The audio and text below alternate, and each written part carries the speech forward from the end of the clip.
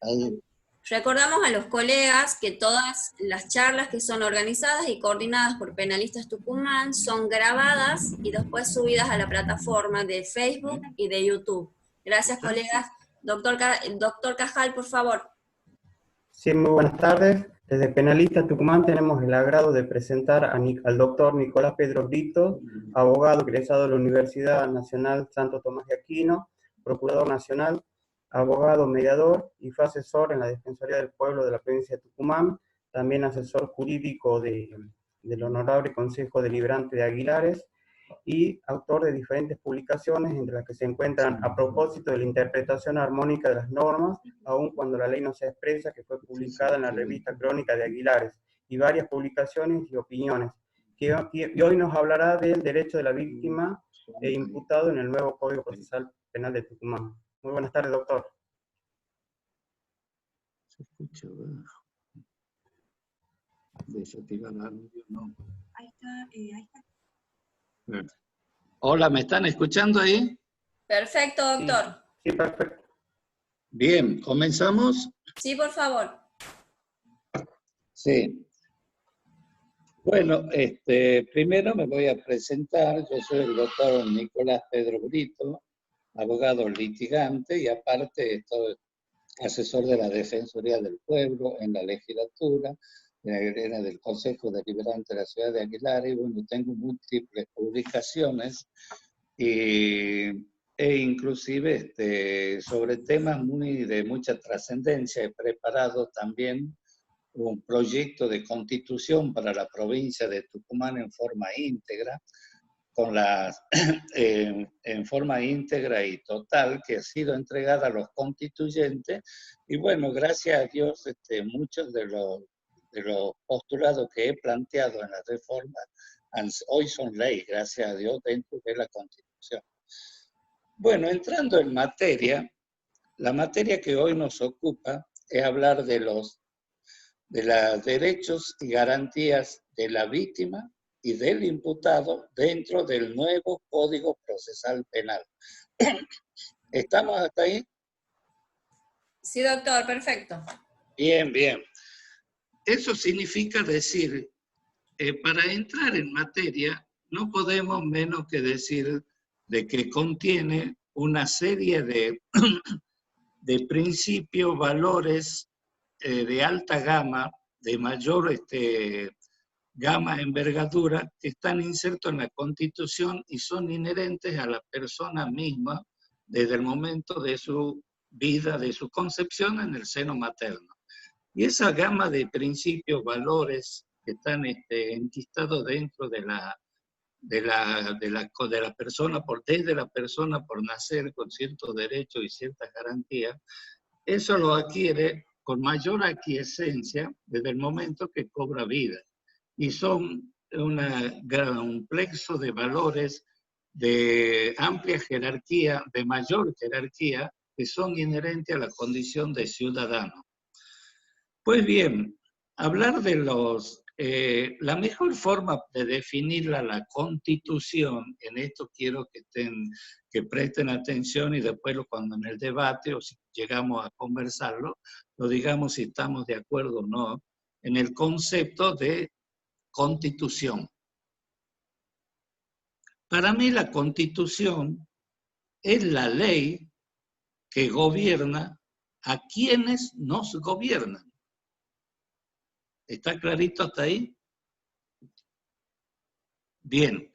Entonces, visto que es una ley que gobierna a quienes nos gobiernan, entramos en la materia para hablar de los derechos y las garantías que tiene la víctima y el victimario dentro del proceso penal.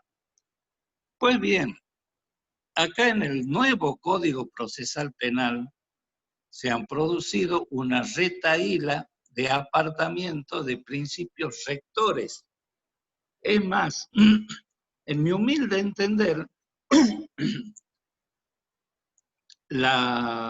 los derechos de la víctima son tan muchos, exageradamente muchos, que hasta tiene la capacidad la víctima en el nuevo Código Procesal Penal de hacer extinguir al delito por acuerdo de partes. Es una condición que no está arreglada en ningún código penal. Por eso yo digo que partiendo, Néstor, de los parámetros fundamentales que son inherentes a la materia procesal penal, podemos decir que sabido es que el Código de Procedimiento es la metodología de una magna continuidad o de reglas procesales que dan forma al proceso para la realización del derecho.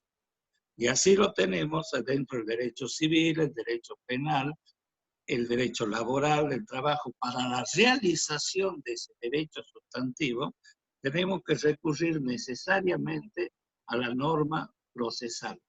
Es eso el Código Procesal Penal. Y acá vamos a ver el Código Procesal. En materia penal, que es lo que nos ocupa, sabido es que el Código Procesal regula la relación entre el Estado y la sociedad. Le queda total y absolutamente prohibido tener injerencia en cuestiones entre los particulares. ¿Y por qué es así? Porque eso es derecho civil. Si nosotros ponemos a arreglar los conflictos de los ciudadanos en materia de estrictamente civil, es derecho civil. El derecho penal regula la relación entre el Estado y la sociedad.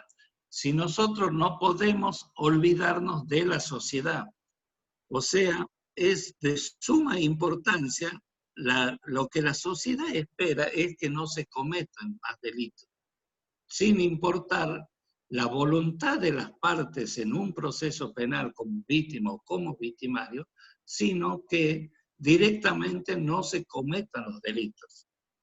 Y es así que el Código Penal regula delitos.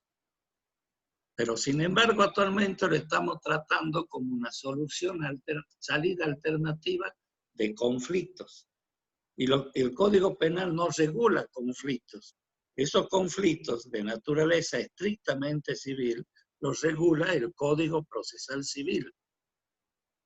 Es decir que hablar de los derechos de la víctima dentro del Código Procesal Penal son inmensa la gama de principios y valores inherentes a su condición de víctima. Es más, este nuevo código hace especial hincapié en darle respuestas a la víctima, pero se olvida de algo que es fundamental para que sea derecho procesal penal, que es la pacificación social, no individual de la víctima, y que el victimario satisfaga, porque apareja otras consecuencias que a la vez son tan graves o mucho más graves que la que empieza buscando una solución alternativa de conflictos.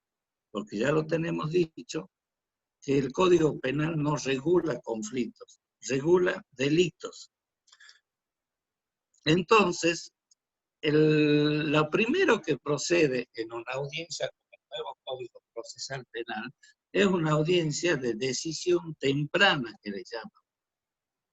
Esa audiencia de decisión temprana significa que las partes se someten a una conciliación para conciliar sus intereses. Obviamente, sus intereses. Y si el victimario ofrece una suma cierta en dinero para purgar su situación, obtiene el sobreseimiento. O sea, termina comprando el sobreseimiento. O sea, ya no es derecho procesal penal, es derecho procesal civil camuflado de derecho procesal penal. Porque no se puede olvidar a la sociedad, porque la sociedad está ávida de respuestas para que no se cometan delitos. Y en la medida que se cometen los delitos,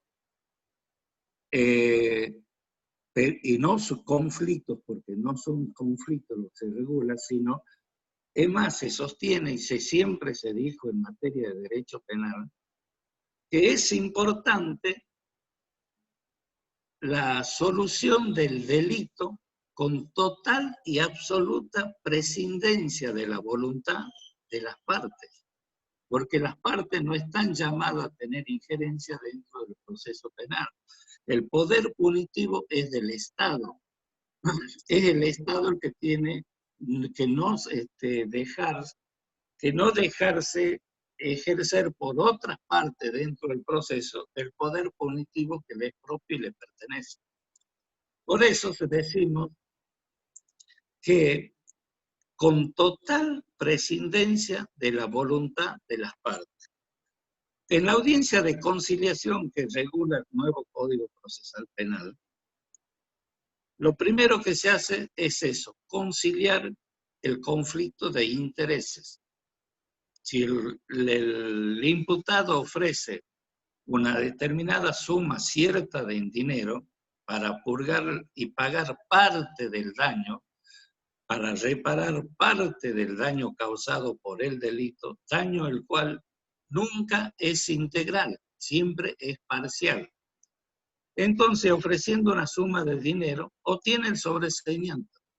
¿Y saben cómo es el sobreseimiento?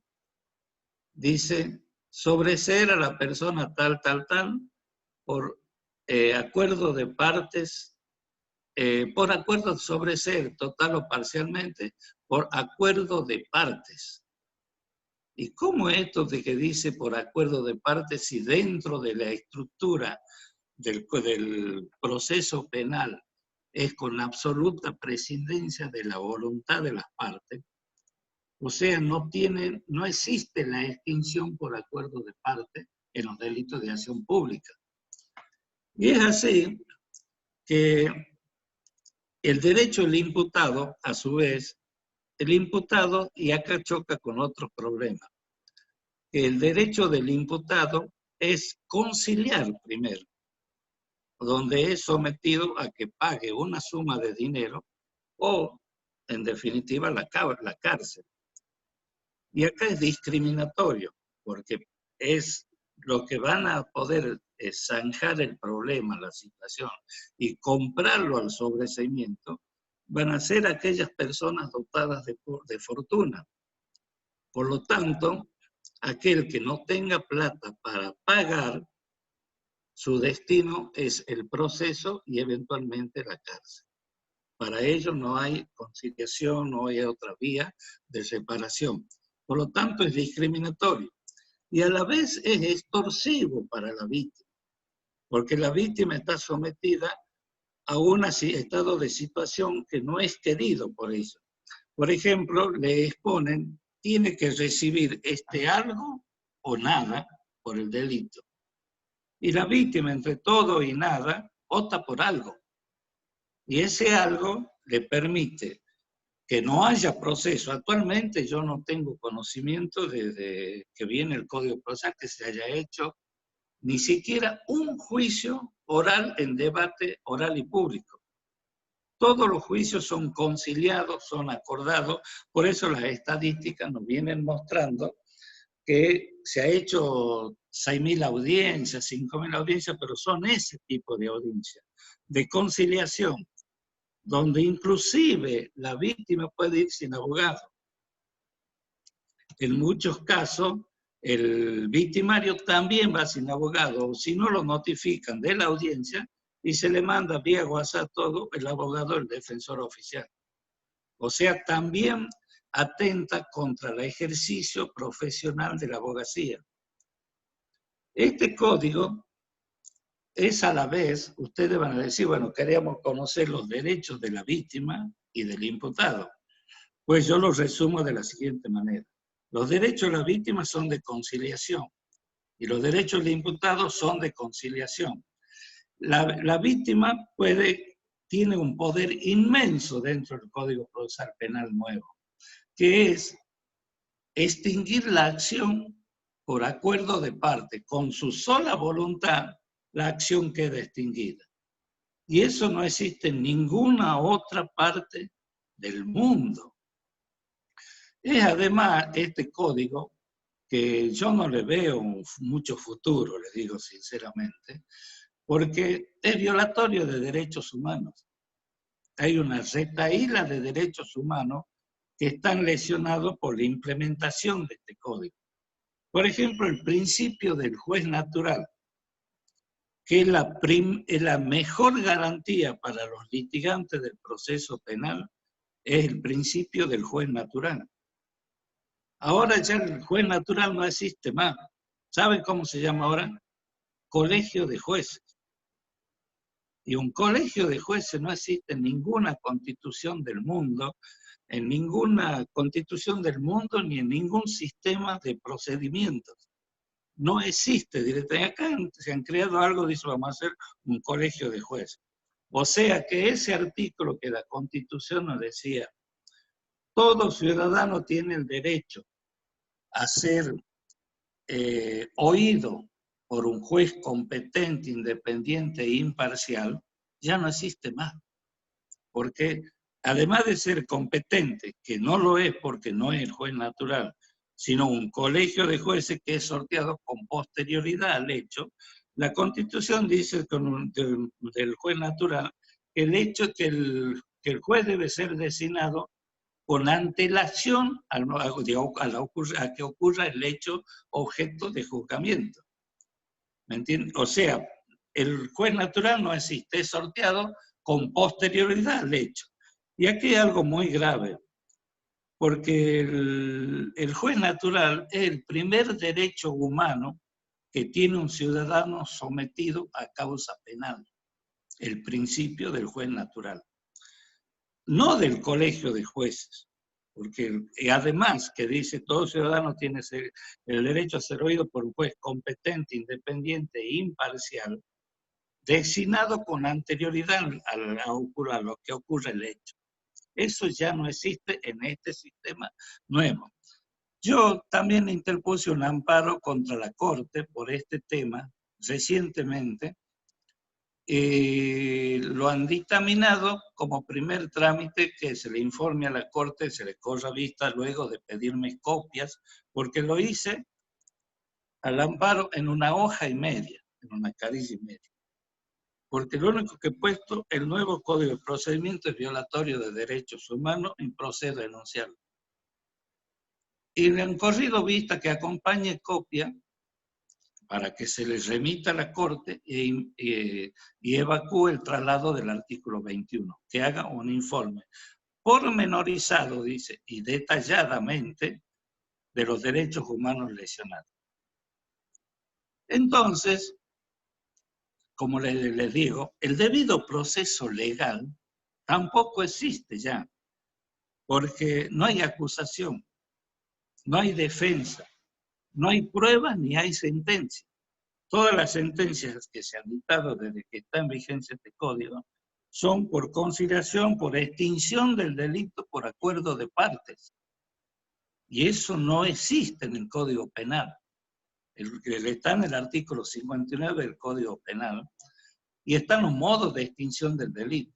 Y no existe el acuerdo de parte para extinguir el delito, salvo en las cuestiones, en las acciones privadas.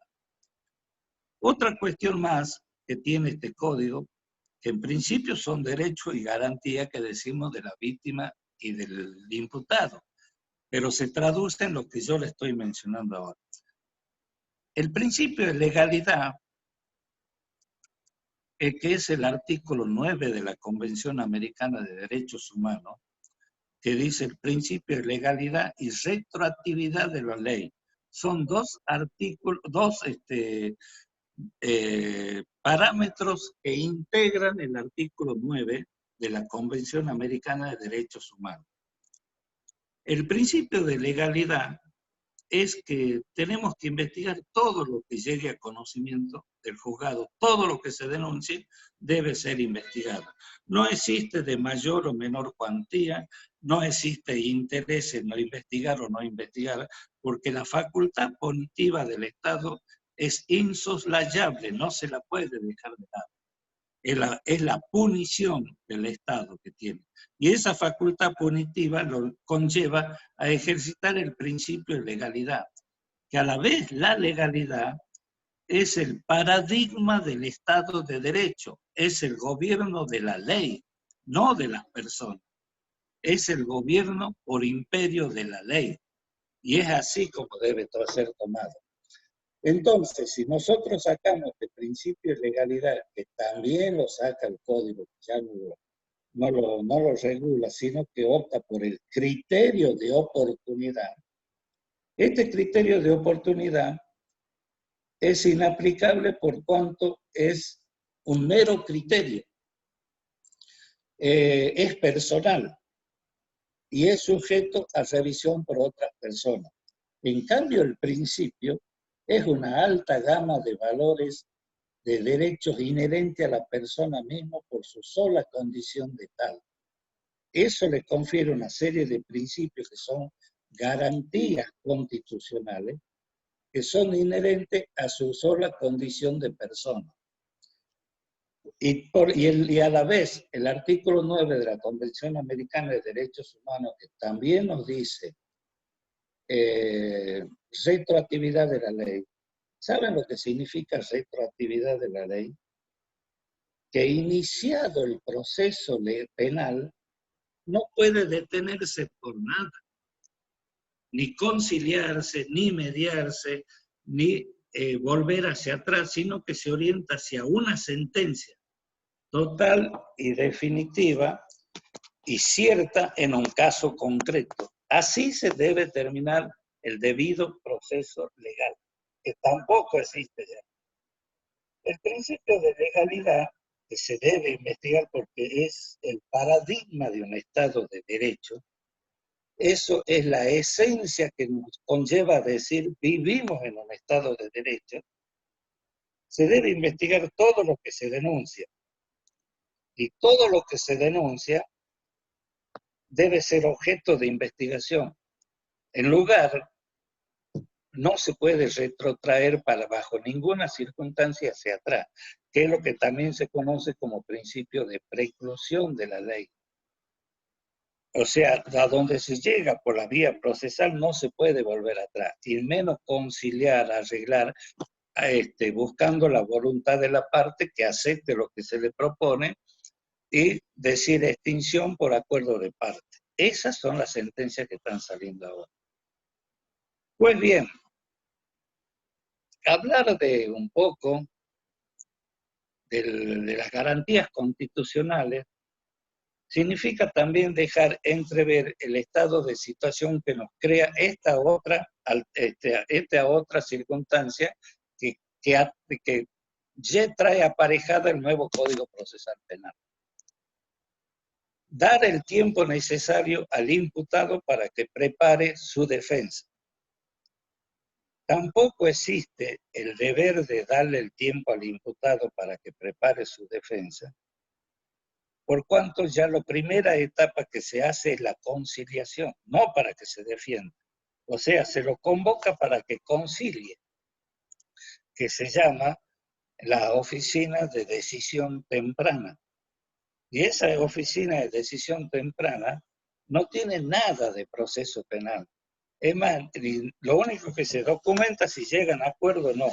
Y si hay acuerdo, se extingue la acción por acuerdo de partes. Si no hay acuerdo, se formulan los cargos en la nueva audiencia y se pide un plazo determinado para la investigación que no podrá exceder de 6 meses. En ese sentido, les puedo decir que para los que somos defensores dentro del proceso penal, es de maravilla lo que dice el Código. Por ejemplo, tiene regulado que la investigación penal preparatoria no puede exceder de 6 meses. Cuando acá antes teníamos años que estábamos bregando por el curso de una, digamos, de que prescriba el delito, que es la única salida que teníamos. En cambio ahora, si en 6 meses no se eleva a juicio, no se le formulan los cargos de la acusación, se los sobresee por caducidad del vencimiento de los plazos de razonabilidad. Y ese mentado parágrafo, vencimiento de los plazos de razonabilidad, en el nuevo Código Procesal está fijado en 6 meses. Eso es bueno para el que defiende. O sea, para el que nosotros que trabajamos defendiendo a ciudadanos que se encuentran en conflicto con la ley penal, es importante. Pero es más, les diría que el grueso del código está por la defensa que por la víctima. No obstante, dice, van a hacer hincapié en la víctima. Pero adentrarse muchísimo en la víctima conlleva el irreversible destino de que no sea un proceso penal donde están litigando. A mí, en humilde entender, sí, no es un código procesal penal el que es objeto de estudio, en el caso que nos ocupa. Porque, les digo, primero el Código Penal no regula conflictos. Y acá tenemos una solución alternativa de conflicto. Tenemos que bregar qué le damos a la sociedad. Y es posible esto subsanar y adecuarlo a los derechos humanos. Por ejemplo, víctima y victimario son convocados a una audiencia de conciliación.